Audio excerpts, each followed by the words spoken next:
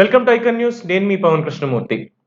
మొత్తానికి గులకరాయి దాడికి సంబంధించి ప్రెస్ మీట్లు వరుసగా జరిగిపోతున్నాయి. అటు ప్రతిపక్షాలు, ఇటు అధికారంలో ఉన్నటువంటి వైసీపీ నుంచి అంటే ఎన్నికల రూల్ వర్తిస్తుందో లేదో ఇంకా డైలమాలోనే ఎన్నికల కమిషన్ ఉంది కాబట్టి నా పని నేను చేసుకుంటాను అంటూ పెద్దరికంగా ఉన్నటువంటి సలహాదారులందరికీ పెద్దగా ఇంకా మాట్లాడితే డిఫాక్ట్ చీఫ్ మినిస్టర్ గా ఉన్నటువంటి సజ్జల రామకృష్ణారెడ్డి ప్రెస్ మీట్ పెట్టేశారు. ప్రెస్ మీట్ పెట్టేసి ఏం చెప్తున్నారయ్యా ఏంటి అంటే, ఎయిర్ గన్ తో దాడి జరిగిందో గులకరాయితో జరిగిందో ఆయనకే కన్ఫ్యూజన్ ఉన్నట్టుంది. మొత్తానికి ఏదో ఒకటి చెప్పడం అయితే చెప్పారు. దాడి జరిగింది అనేది చెప్పారు. అలాగే హత్యాయత్నం జరిగింది, హత్యాయత్నమే జరిగింది, జగన్మోహన్ రెడ్డిని అంతమొందించడానికే ఇది జరిగింది. మేముంటే జగన్మోహన్ రెడ్డి ఉంటే అసలు ప్రతిపక్షాలకి పుట్టగతులే ఉండవు కాబట్టి వాళ్లే ఇదంతా చేయించేశారు, చంద్రబాబు నాయుడే చేయించేశాడు.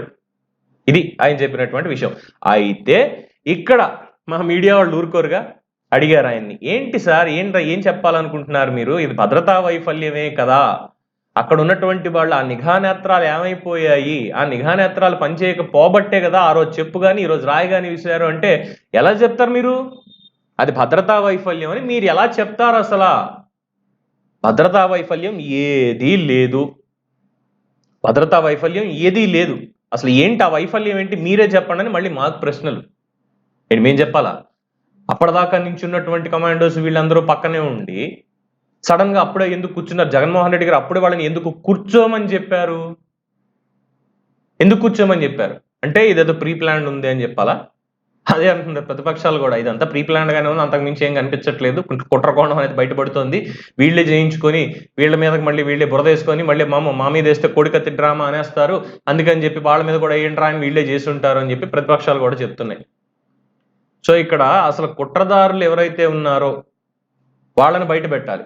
సెకండ్ థింగ్, భద్రతా వైఫల్యం చెందారు కాబట్టి అక్కడ ఉన్నటువంటి అధికారులతో కాకుండా వేరే వాళ్ళతోటి విచారణ అనేది జరిపించాలి, కానీ అందులో ఉన్న వాళ్ళకే విచారణ అధికారం కూడా ఇచ్చేశారు. మీరే విచారించండి అయ్యా అని చేస్తున్నారు. విచారణ మొత్తానికి ఏదో అవుతుంది. సో ఇక్కడ భద్రతా వైఫల్యం అనేది లేదు అంటే ప్లాన్ అయితే ఇదే సక్సెస్ అయింది. మొత్తానికి భద్రతా వైఫల్యం లేదు, వాళ్ళు అనుకున్నట్టుగా జరిగింది కాబట్టే సజ్జల మరి ఈ మాట అనగలిగారా? ఇదే ప్రస్తుతం చర్చనీయాంశం అవుతోంది. ఏదైతే ఏమైంది, ఇక్కడ ఏం చెప్తారు? మహా అయితే అక్కడ ఉన్నటువంటి అధికారులను బదిలీ చేయాలి, లేదు బదిలీ చేస్తే మళ్ళీ మన ప్లాన్ ఏమన్నా దెబ్బతింటుంది, అవసరమా? వద్దు. సో భద్రతా వైఫల్యమా? ఏముంది మీరే చెప్పండి అంటే మేము చెప్పాలి కనిపిస్తున్నప్పుడు. అక్కడ భద్రతా వైఫల్యం అక్కడ మాత్రమే కాదు, మీరు కల్పించాల్సినటువంటి భద్రత కూడా Z+ సెక్యూరిటీ ఉన్నటువంటి చంద్రబాబు నాయుడు గారి మీద జరుగుతున్నటువంటి దాడులకి వాటికి కూడా భద్రతా వైఫల్యం అంటే ఎస్పీజీ వాళ్ళది, మన ఎన్ఎస్జీ వాళ్ళది కాదు భద్రతా వైఫల్యం. కారణం మీరిచ్చినటువంటి అధికారులు అలసత్వంతో ఉండడం వల్లే ఆయన మీద అంగళలో కావచ్చు, లేదంటే విశాఖలో కావచ్చు, ఆయన ఇంటి మీద కావచ్చు, పార్టీ కార్యాలయం మీద కావచ్చు దాడులు జరిగాయి. ఇక్కడ మీది ప్లాన్ సక్సెస్ అయింది. భద్రతా వైఫల్యం అనే దానికి మీడియా ఏమడిగినా చెప్పక్కర్లేదే, మేము అనుకున్న సక్సెస్ అయింది కదా అన్న ఆనందంలో మరి ఆయన ప్రెస్ మీట్ పెట్టి మాట్లాడేశారేమో, ఎందుకంటే వాళ్ళని బదిలీ చేయాల్సి వస్తుంది అన్నది ఇక్కడ ప్రధానమైన పాయింట్గా వస్తుంది కాబట్టి.